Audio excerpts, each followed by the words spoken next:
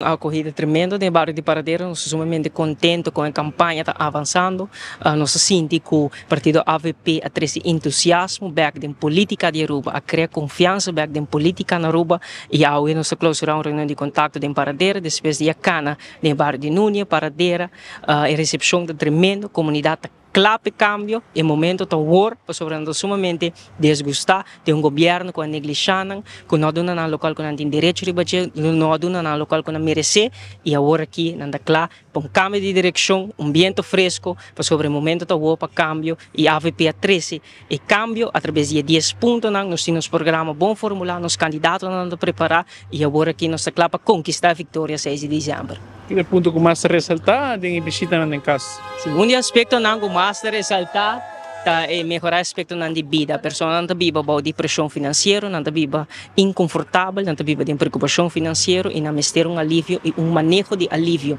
E esse é o local que a FB vai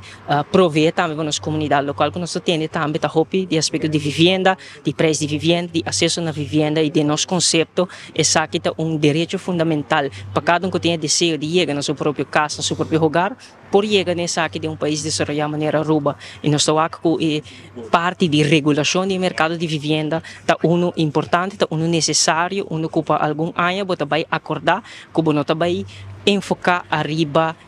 casas que solamente está disponível para inversionistas externos, pero você vai proibir isso através de regulação para regular o preço para nós local também, por chegar na vivenda. E você vai também aspecto de preocupação de estar mais vulnerável, nos funcionários especial, quando está a atenção nos funcionários especial menor de idade, quando está recebendo handicap de uitkering, nos pensionados, estão que tem que pagar para remédio, todo esse aspecto de preocupação, pero também é dinamismo de nossa economia. Uma economia que não produz oportunidade, uma economia que não trickle down, com a prosperidade do país, não chega em cada bairro, em cada lugar, e nós ter manejo para nós atender a cultura e reto grande que o nosso país tem no momento aqui, mas nós está claro e nós está preparado, e o partido AVP viaja mais, ter entusiasmo de cambio, para sobre nós vai voltar coisa bom, para sobre merecer Aruba, merecer excelência. É momento de agora para cambio de direção.